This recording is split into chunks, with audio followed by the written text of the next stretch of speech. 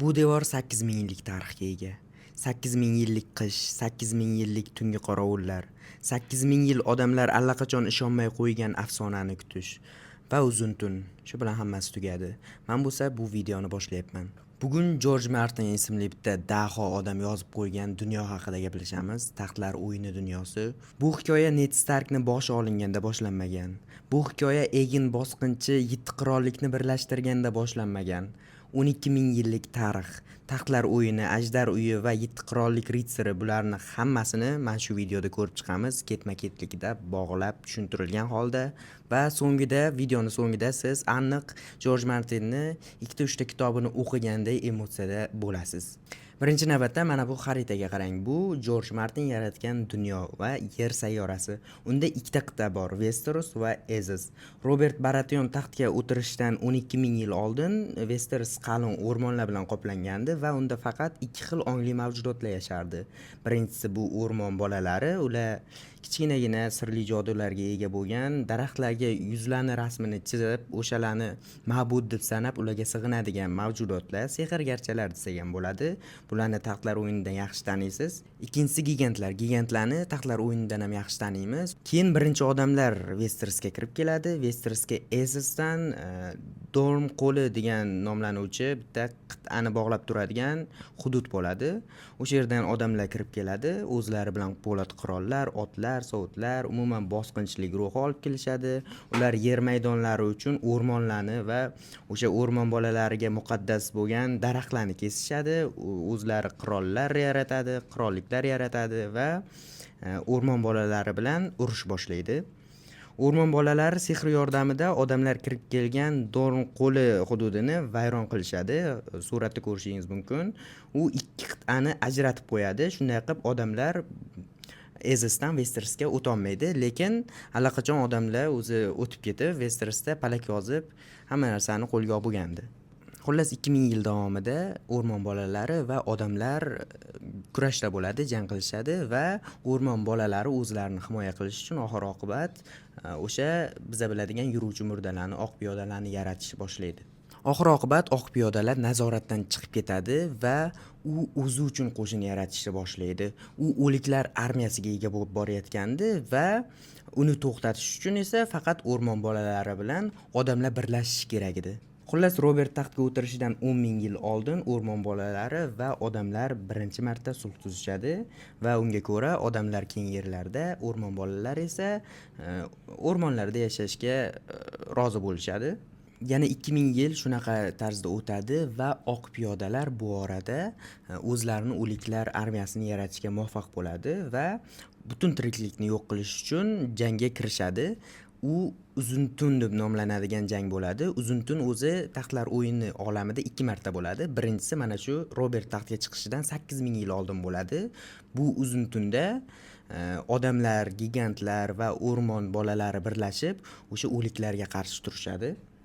Aytgancha Valeriya Po'lati oq piyodalarni faqatgina o'sha Valeriya Po'lati ajdar toshi yenga olardi, o'ldirishga qodir edi. Bu narsani yordamida o'rmon bolalari va odamlar o'liklarga qarshi turishadi. Oxirgi jangda, ya'ni o'sha Doom bo'layotgan vaqtda Azor Ahar degan personaj chiqib keladi va u qahramonlik ko'rsatadi. Xullas, u so'nggi qahramon sifatida jangni yutadi va oq piyodalar shimolning eng sovuq tomonlariga chekinishadi. Bundan keyin odamlar biladiki, shimoldan oq piyodalar yana kirib kelishi mumkin va uzun tun bo'lishi mumkin. Ulardan himoyalanish uchun esa Brandon quruvchi tashabbus bilan chiqadi. Brandon Starkning ismi ham xuddi mana shu Brandon quruvchining nomiga berilgan. Brandon quruvchi bu odamlarni va gigantlarni, undan tashqari o'rmon bolalarini birlashtirib buyuk devorni yaratishga xizmat qiladi. U devorni sehr va muz toshlari yordamida quradi. Bu devor mana shu tarzda 8000 yillik tarixga ega bo'ladi. Devorni himoya qilish uchun tungi qorovul tashkil etiladi. Boshida u tungi qorovul juda ham sharafli kasb bo'lgan, xuddi armiyaga o'xshab. O'zimizda ham oldin armiyaga borib kelgan odamlarni hurmat qilardik-ku, hozir hech kim bormay qo'ydi. Xuddi shunaqa bo'lib qoladi ularda ham. O'zi Starklarga asos solib Winterfellni barpo etadi. Winterfellda Starklar yashab, mana shu shimoldan keladigan xavfni oldini olish uchun va devorni himoya qilish uchun o'sha yerda qolishadi. Shu tariqa 8000 yil davomida umuman oq piyodalar ko'rinish bermaydi. Bu degani bu afsonaga aylanib ketadi haqiqat va odamlar ishonmay ham qo'yadi bu narsaga. Shuni ortidan ham o'sha devorga faqatgina jinoyat qilganlar yoki buyuk oilalarni bastard farzandlari, ya'ni haromilari kelib o'sha xizmat qilishga majbur bo'lishadi. Endi bu vaqtda Robert taxtga o'tirishidan 5000 yil oldin Ezos degan qit'ada, bizada ikkita qit'a bor edi bilsangiz. Ezosda Valeriya degan imperiya hukm surayotgan bo'ladi. Valeriya bu 40 ta Targaryenga o'xshagan oila boshqaradigan imperiya bo'ladi. Eng qizig'i Targaryenlar o'sha 40 ta oilaning ichiga kiradi, lekin ularning eng kuchlisi bo'lmaydi. Eng slablaridan bo'ladi. Valeriyadan birinchi bo'lib Doran ismli malika kemalarga minib Westerosga keladi. Ular Doran shahriga asos solishadi. Biz biladigan Doranliklar bor, Pedro Pascal o'ynab anaqa katta ketib Mountain bilan urushadi-yu. O'sha Doranliklarga kiradi. Valeriya 12 ta katta vulqonlardan tashkil topgandi va o'sha 40 ta oila ularning atrofida yashardi. Vulqonlarning atrofida yashab, millionlab oltinlarni qazib olishardi o'sha yerdan, vulqonni tagidan. Bir kuni esa Valeriyaga qiyomat keladi. Barcha vulqonlar, o'sha 12 ta vulqonning hammasi bir deganda otiladi va osmondagi hamma narsani yo'q qiladi, uchib yurgan ajdarlardan to uni ostida yashaydigan oilalargacha. Lekin faqatgina Valeriya qiyomatidan 12 yil oldin Targaryenlar oilasi vakili malika Daenerys Targaryen tushida Valeriyani yo'q bo'lishini ko'radi, o'sha qiyomatni ko'radi va bu bashoratni otasiga aytadi. Lord Aeron Targaryen esa oilasini Westerosga ko'chib ketishga buyuradi. Ya'ni dum bo'lishidan, Valeriya vayron bo'lishidan 12 yil oldin Targaryenlar 5 ta ajdarni olib, oilasi bilan Westerosga ko'chib ketadi va Dragonsteinga joylashadi. Bu ajdar qoyasiga joylashadi. Esinglarda bo'lsa, Daenerys ham Dragonsteinga suzib kelganda aytadiki, "Meni birinchi ajdadim xuddi mana shu yerga joylashgandi" deydi. Xuddi shu joy Dragonstein deyiladi. Shunday qilib Valeriyada qiyomat bo'ladi, 12 ta vulqon birdaniga otiladi va butun o'sha 40 ta oilani hammasi yo'q bo'lib ketadi, Targaryenlardan tashqari. Ajdarlar ham shu tariqa qirilib ketadi, faqatgina 5 ta ajdarho Targaryenlarda qolgandi. Targaryenlar Westerosga kelganda 7 ta qirollik bor edi ularda. Bular o'sha biz biladigan Baratyonlar, Starklar, Lannisterlar, Greyjoylar, Arrynlar, Tyrelllar va Tullylar. Xullas o'zingizlar bilasizlar buni. Ulardan tashqari alohida mustaqil shahar Dorne bor edi. Bu boyagi Ezosdan ko'chib ketgan Dorneliklar. Targaryenlar ajdar toshida 100 yillab urushlarsiz yashaydi.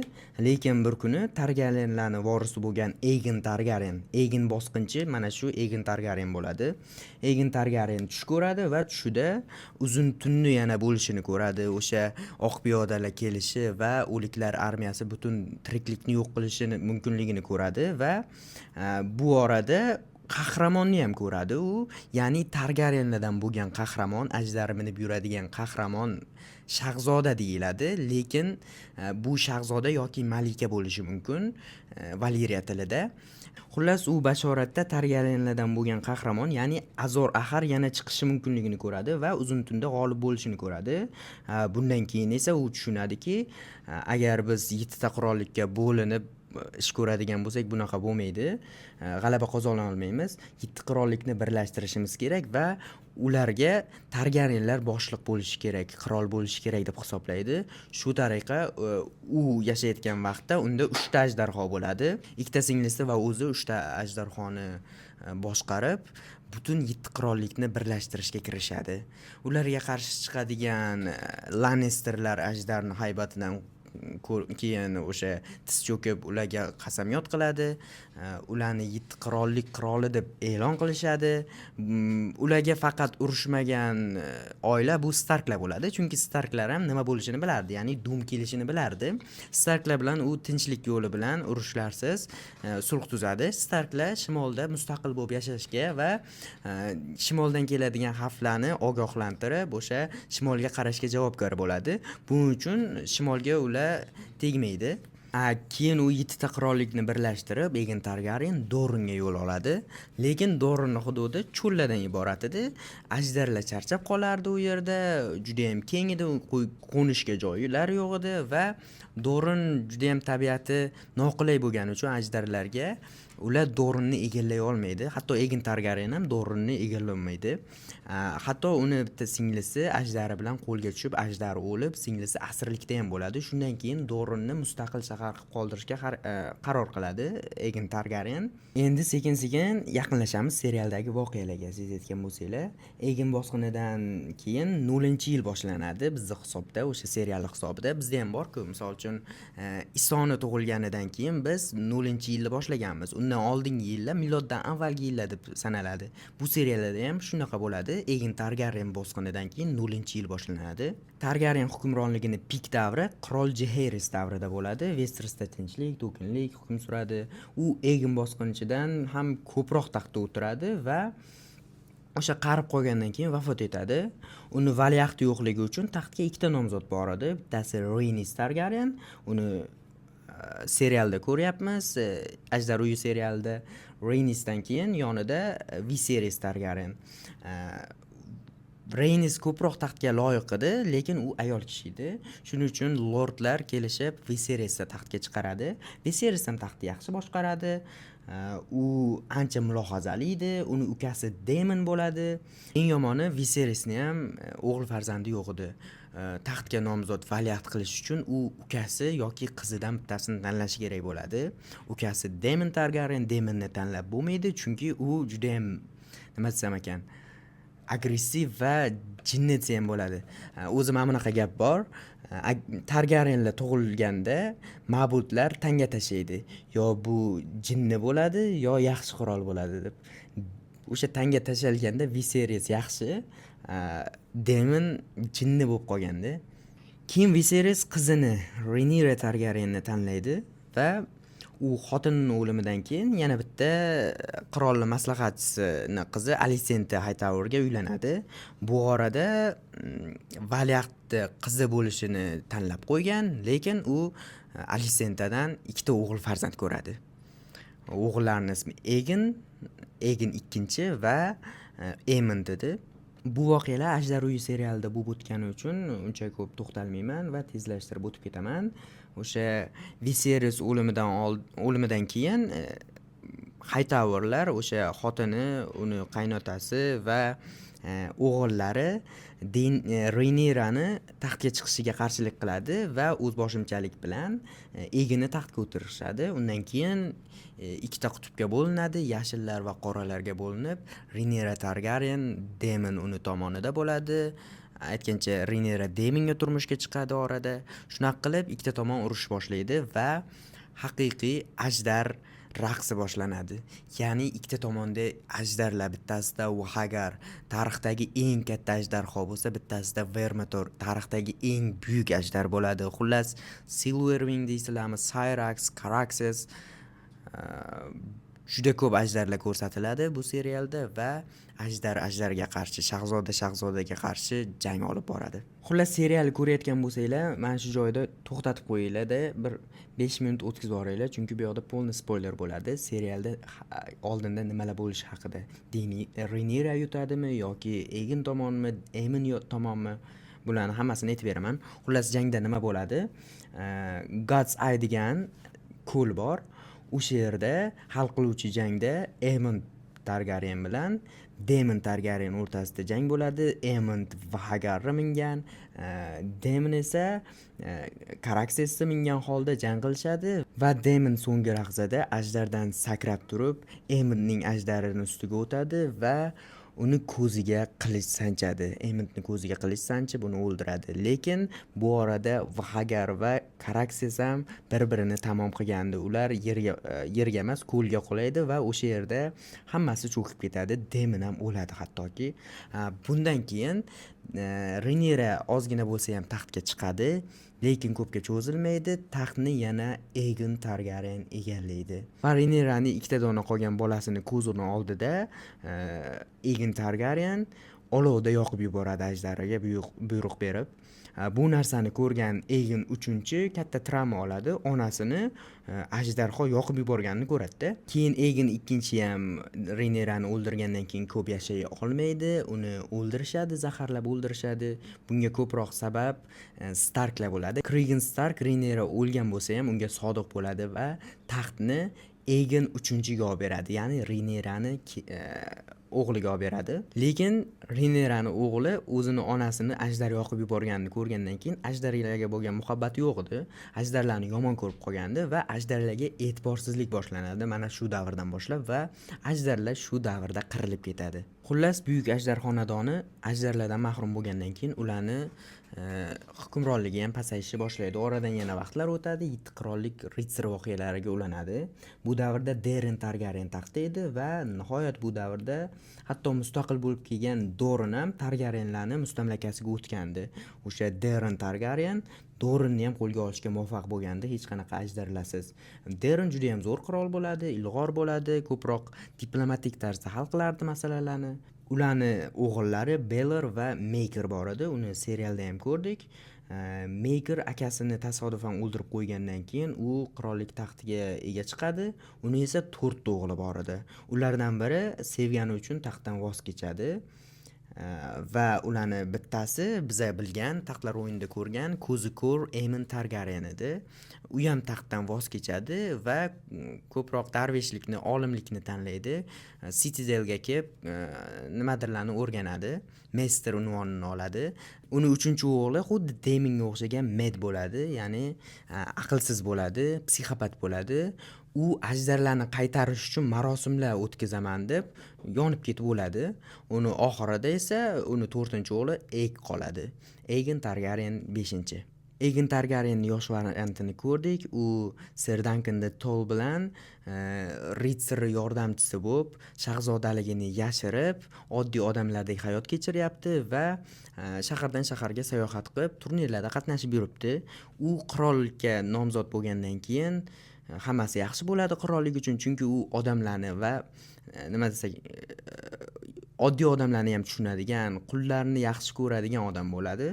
Aegon hukmronlik davrida qirollik armiyasini qo'mondoni Ser Duncan de Tol bo'ladi. Bu orada qirollik gvardiyasida yana bitta biz tanigan odam xizmat qilardi. Bu Ser Barristan Selmy. Ser Barristan Selmy 18 yoshida hatto Ser Duncan de Tolni ham yutib qo'ygandi. Ser Barristan Selmyni sizlarga eslatib o'raman. U Baratyonning qo'lida qirollik gvardiyasi boshlig'i edi. Undan keyin uni Cersei haydab yuborganda u Daenerys Targaryenning oldiga borardi, esinglarda bo'lsa, qarib qolgan bo'ladi o'sha vaqtda. Xullas, temir taxtda Aegon ham ko'p o'tira olmaydi, chunki Aegon ham ajdarlarga berilib ketgandi. U ham marosimlar o'tkazardi va qachonki ajdarlar qaytganidan so'ng Targaryenlarga avvalgi kuchi qaytadi deb hisoblardi.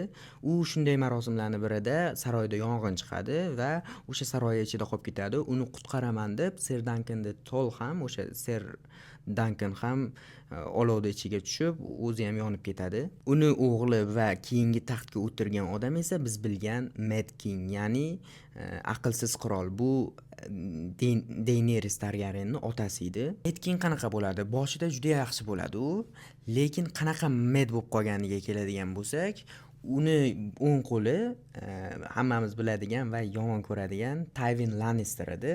Tywin Lannister shunaqa uni manipulyatsiya qilardiki, odamlar hamma bilardi.